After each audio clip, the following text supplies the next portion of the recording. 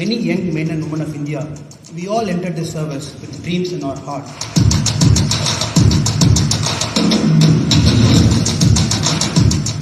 Hard work, never ever sacrifice it.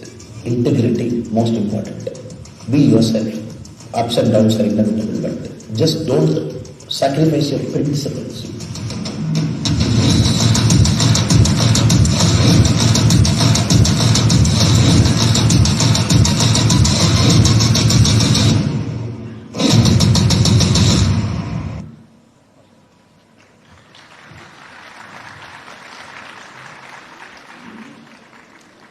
அனைவருக்கும் என்னுடைய அன்பான மாலை வணக்கத்தை தெரிவித்துக் கொள்கின்றேன். சின்மயா மிஷன் அவர்கள் முன்னின்று அவருடைய சின்மயா யுவ கேந்திரா மிக முக்கியமான ஒரு விஷயத்தை நம்முடைய மாணவ செல்வம் முன்னால், இளைஞர்கள் முன்னால் வைத்திருக்கின்றார். பாரதி யார்? மகாகவி Bharathi such a complex personality. நீங்க அவரை பத்தி படிக்க படிக்க படிக்க அவரை இன்னும் ஆழமாக நீங்கள் நேசிக்க ஆரம்பிக்கும் பொழுது அவருடைய பல பரிமாணங்களை நீங்கள் பார்க்க ஆரம்பிக்கும். Like every man is a product of his times. Subramania Bharati ji is a person beyond his time. இன்னைக்கு காசி போய் வாரணாசி போய் சுப்பிரமணிய பாரதி அவர்கள் அங்க தன்னுடைய அத்தையோடு 15 வயது இருக்கும் பொழுது அங்க போய் தங்கியிருக்கார். இங்கே மூத்த அப்போஸ் இளைஞர்கள் நம்முடைய குழந்தைகள் எல்லாம் காசி போகும்போது you should make it a point to visit the place where Mahakavi Subramania Bharati stayed there. அந்த கங்கை காட் எங்கெல்லாம் போய் உட்கார்ந்து இருந்தாங்க, எப்படி ஒரு அந்த ஸ்பிரிச்சுவல் நாலேஜ் பெருசா வந்துச்சு, எந்த அளவுக்கு அவருடைய பரிமாணம் என்பது ஸ்பிரிச்சுவாலிட்டியை நோக்கி போச்சு. அங்க போனீங்கன்னா when you go to Eppayapur, the place he was born, 1882 எங்க பிறந்தாங்களோ, when you go there you will see such a conservative, complex society, born in a certain household, the social discrimination around him. அது எப்படி பாரதி அவருடைய ஆரம்ப கால வாழ்க்கையெல்லாம் அது தீர்மானிக்கிறது என்பதையும் பார்க்க முடியும். Mahakavi Bharati is also such a unique person. At the age of 5 he lost his mother, age of 15 he lost his father. 15 வயதுல தந்தை தாய் இருவரும் இல்லை, தன்னுடைய அத்தையோடு கிளம்பி காசிக்கு போறான். This is one part of his life. இதை பற்றியே நம்ம பேசுறோம். ஒரு பெரிய வேலை போட்டு மணிக்கணக்கில் பேசுறோம். காசியில சுப்பிரமணிய பாரதியுடைய வாழ்க்கை அதே மணிக்கணக்கில் பேசுறோம். காசியிலிருந்து வந்த பிறகு சுதேசமித்திரன் பத்திரிகையில இணை ஆசிரியராக பணிபுரிகிறாங்க, இந்தியா பத்திரிகையில் ஆசிரியராக பணிபுரிகிறாங்க.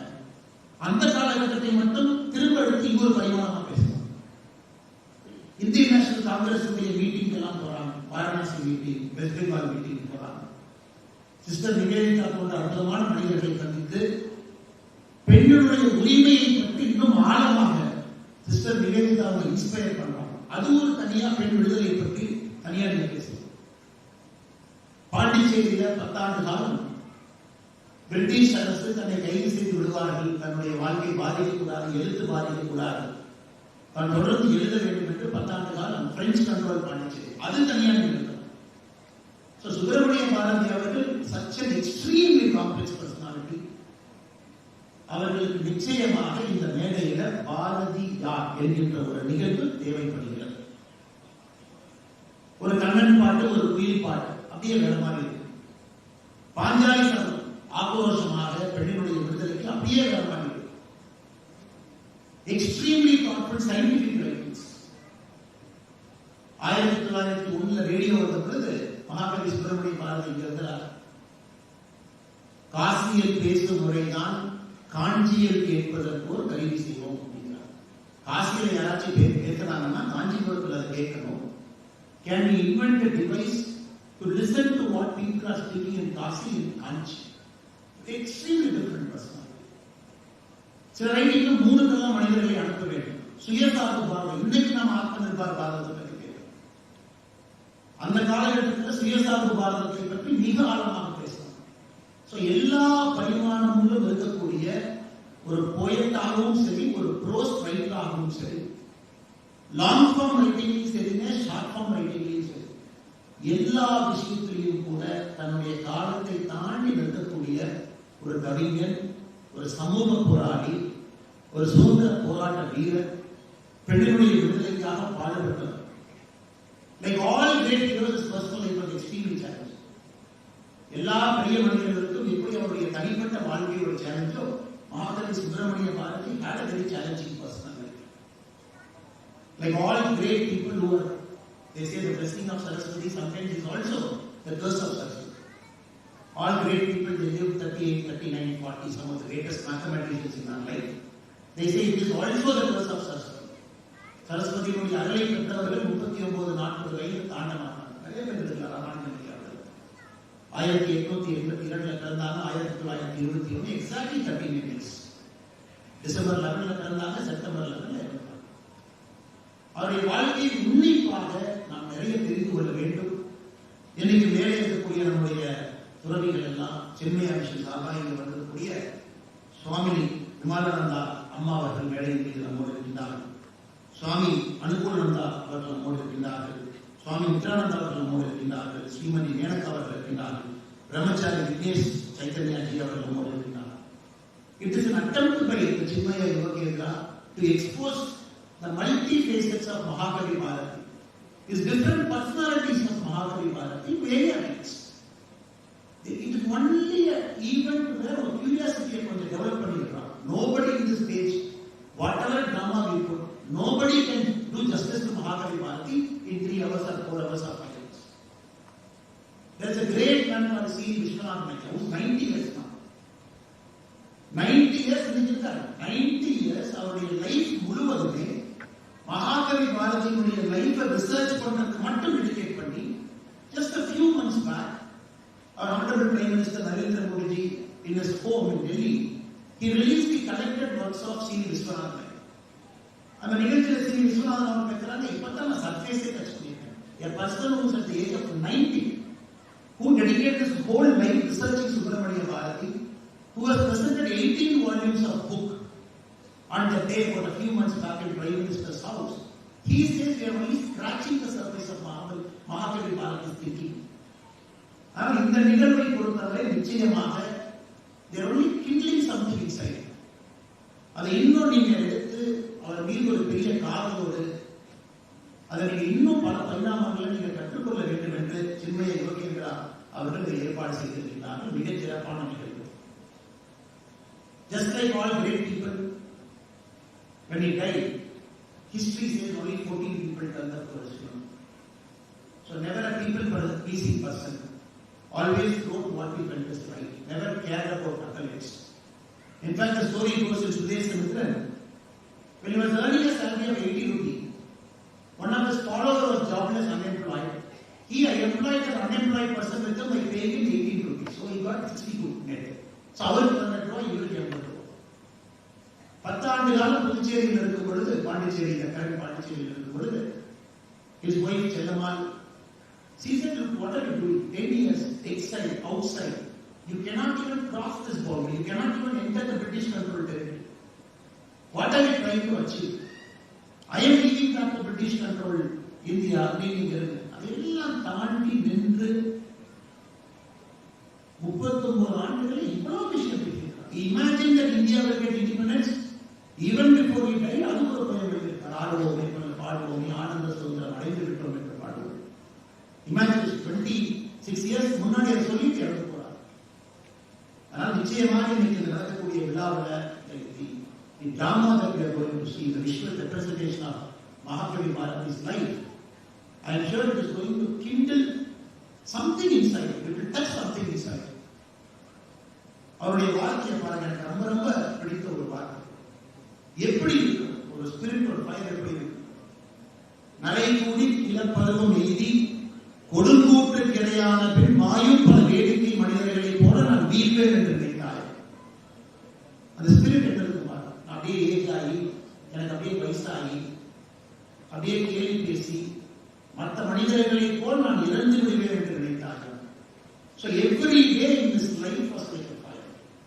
I think this is something the youth of this country should inculcate in us, and we should develop this rebellion spirit also in a positive way. And more importantly, always believe in our own God-given potential. The Mahakavi Bharatiயினுடைய அற்புதமான ஒரு விஷயம். God-given potential. God-given potential. எப்பொழுதுமே அதனால மிகப்பெரிய ஒரு நம்பிக்கை, சக்தியின் மீது, பராசக்தி இருக்கிறது மிகப்பெரிய ஒரு நம்பிக்கை.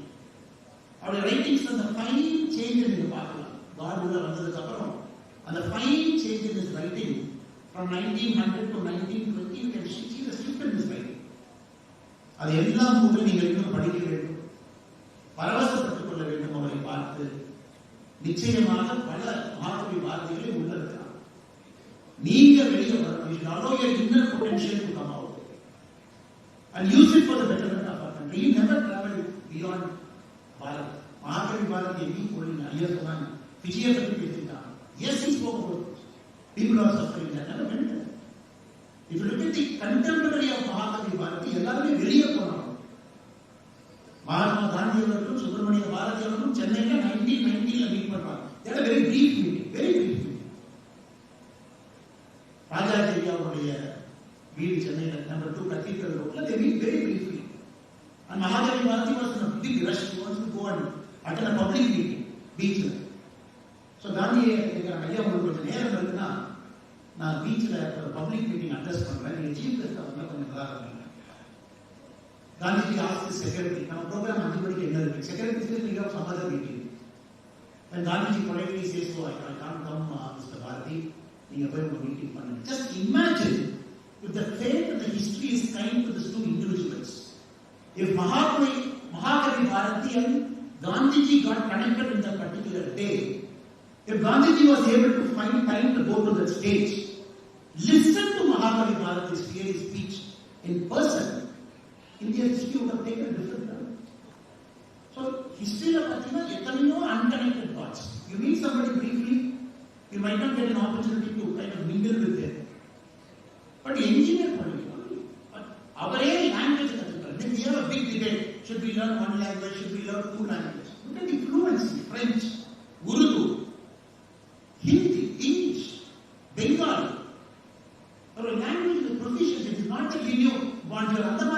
Very deep knowledge of French. You can write and speak.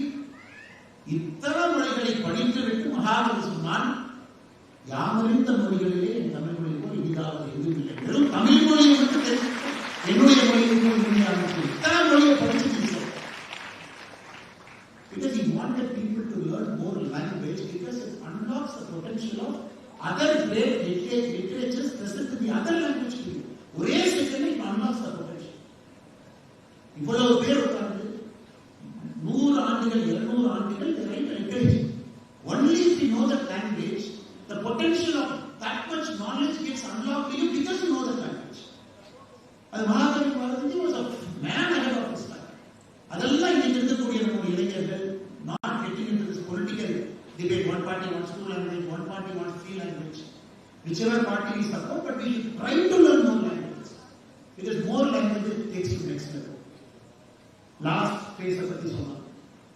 In fact, his friend, Parthasarathi temple, Chennai, supposedly he tried making the Yana elephant release. And every time Mahakavi went there, he took a coconut, couple of bananas, tried feeding that elephant, tried to get that brotherly love. But that unfaithful day, unfortunately, a day that will always grieve us Tamilians as Indians. We lost the potential, great potential of an young man at the age of 39, the fateful day. The temple elephant just lifted him outside the iron gate, pulled him inside. Wait, Panni or Pia put front to Kutti.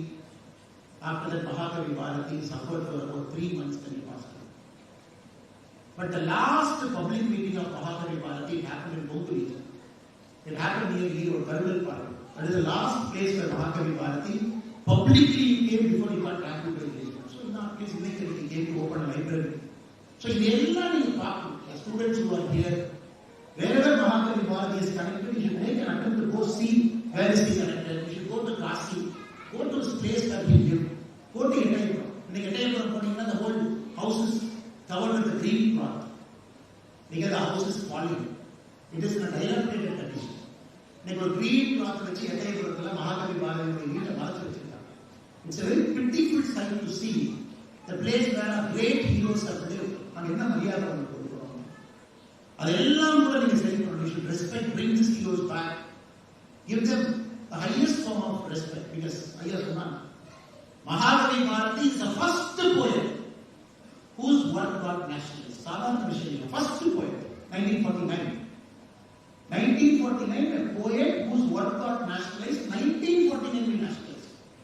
Because we felt his writings are far ahead of his time. Mahatma Gandhiயுடைய biography எழுதினவங்க, Subramaniya Bharathi அவங்களுடைய biography எழுதினவங்க, they earned more than Subramanian Bharati himself. The people who translated Subramanian Bharati's Tamil speech into English, the translator earned more money than Subramanian Bharati himself. These are very peculiar things in history. A person when he is alive, sometimes the society doesn't respect. 14 people turn up for the funeral. When we look back at the life and the writings they gave, அதை பார்க்கும் பொழுது காலத்தை கடந்து நிற்கக்கூடிய ஒரு வரிகளாக, சொற்களாக, பாடல்களாக எல்லாம் இருக்கக்கூடிய மனிதர்கள்.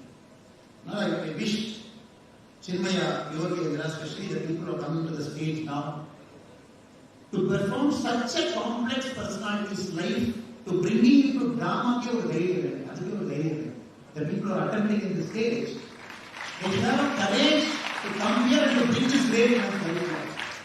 I think the courageous people will come to the stage and perform and they will rekindle something in us. அதை வச்சு நாம் இன்னும் நிறைய படிச்சு சுப்பிரமணிய பாரதி அவங்களை பற்றி தெரிஞ்சுக்கிட்டு இன்னும் நாம் நல்ல மனிதர்களாக வாழ்வதற்கு இன்னைக்கு ஒரு பாடமாக நீங்கள் எடுத்துக்கொள்ள வேண்டும் என்று சொல்லி பெரிய மனிதர்கள் அமர்ந்திருக்கிறாங்க. வேடைகளுடைய முன்புறத்தில் பின்னாடி எல்லாமே இருக்கிறாங்க. It only shows the quality that Coimbatore always can have. Coimbatore is a place where quality of people will always respect icons like this, to give their time in a meeting, come back, sponsor this event. Industries and common people will sponsor an event of this nature. They come and present. No city in our country we can see this kind of a people who are well versed in our dharmic sense. So I congratulate everybody who is a sponsor for this event. யாரெல்லாம் நேரம் கொடுத்து வந்திருக்கிறீர்களோ உங்களுக்கும் அந்த பெருமை வந்து சேர வேண்டும் என்று சொல்லி வாய்ப்பு கொடுத்த சின்மய யுவகேந்திரா அவர்களுக்கு என்னுடைய நன்றியை தெரிவித்து என்னுடைய பேச்சை முடித்துக் கொள்கிறேன்.